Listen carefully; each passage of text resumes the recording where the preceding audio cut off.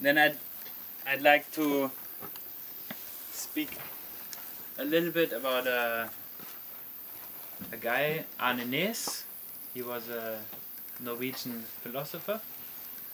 He lived up until 2 years ago. He got, I think, 97 or 98 years old, and he was a mountaineer and a climber, and he loved the outdoors, but he's really famous for his philosophy, and he had a very productive life. He became a professor in philosophy in Norway, I think age 25, so he was a super clever mind. And he worked until he was 60 at the university, or 65, and then the last 30 years of his life he put his mind to developing a school of philosophy called Deep Ecology.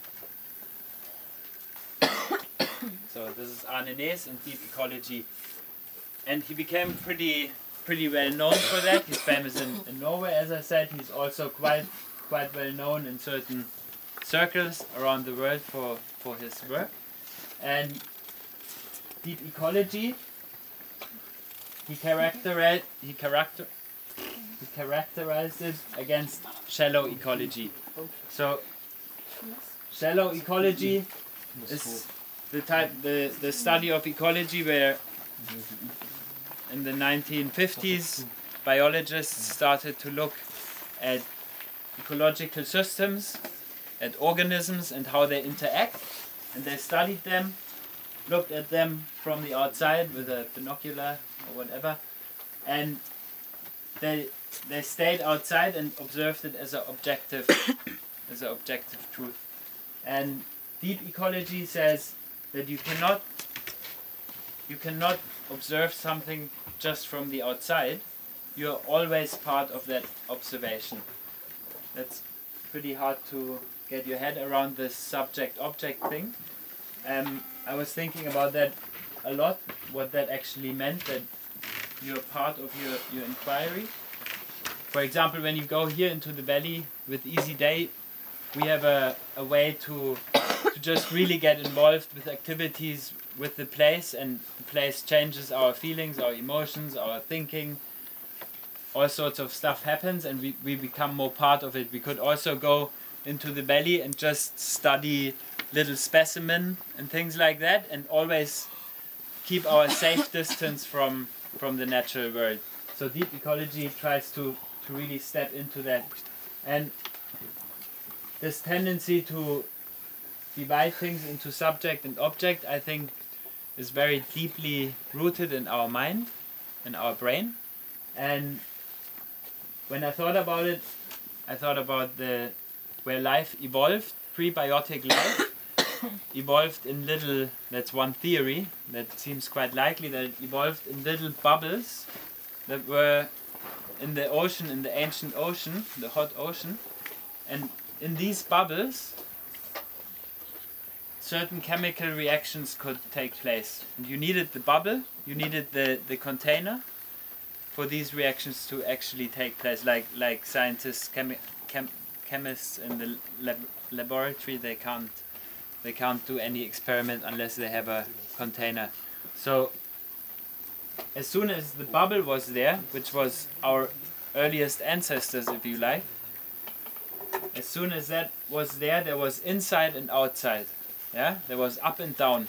Before there was no up and down. And I think our mind, our brain, the hypothalamus, is a reflection of that ancient phenomenon that started with the bubble. And as the cells started to evolve, single-celled organisms, there was discrimination between me and the other, and energy could flow in and out. So that's just trying to help you understand this issue of subject and object being both part of the same reality or the same phenomenon. Although in our everyday life we still experience ourselves, because our brain is so deeply rooted in life, in discrimination, we experience ourselves as separate from nature, for example, or as separate from each other. Although I think there are moments where we transcend that separation. For example, two lovers, yeah, when they come together and make love, and maybe both have an orgasm at the same time. Maybe sometimes there can happen something, or in other situations, for example, when you experience a loss, a death of someone. I think that's a really deep experience where something out of the ordinary can happen in our experiencing. Or if you think, for example, sports people, when they enter the state of deep flow, which you probably know about, yeah, something there happens too. And that leads me to what Arne Næss was thinking about. He asked the question, how can we transcend that disconnection from nature? And he came up with two premises. One was saying human beings are part of nature, so that's the foundation of deep ecology. So human beings are part of nature. Yeah? Can you agree with that? Yeah?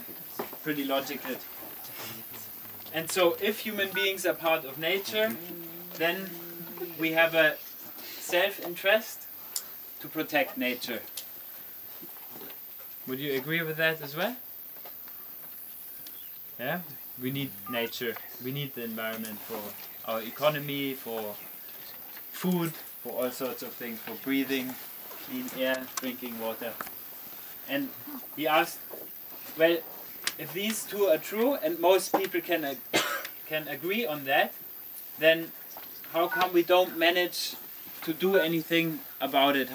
How come we still ignore those basic premises in our everyday actions, in our everyday lives? And he said, well, what's needed is a process that helps us do something. And he came up with a formula that kind of describes what he thought. And he said, deep experiences. It's not so easy from an educational point of view, I think, to create deep experiences. But I'm sure every one of us will at some stage in our life have or have had pretty deep experiences where something happened. You know, that can be through loss or birth or our own death in the very end, where something happens, or very often it's experiences outside in nature, especially if you do something to quite a high extreme level, where we transcend our usual experience, our usual small boundary of self. Then, if we have those, then we get into a mode, not necessarily, but can lead to deep questioning. To really question what happened there and why did I suddenly experience life slightly differently. And after deep questioning, it leads to a deep understanding. We really look at this experience, look at what happened there, try to understand our mind, try to understand our emotions, our reactions, and the nature of phenomena. And we arrive at a deeper understanding than we had before. And out of that deep understanding, again, comes deep commitment. A deep commitment to do something about it. It's not a moral commitment, just because I believe I should do this, or I need to do this, and all the others are wrong and I'm right. It's just something that starts to come quite naturally, I think, out of your heart.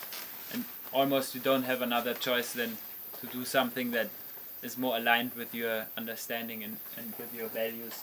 So that's what deep ecology is about, and I think at Easy Day, deep ecology is one of the philosophical schools that has helped our thinking, and that kind of helps the way we design our program.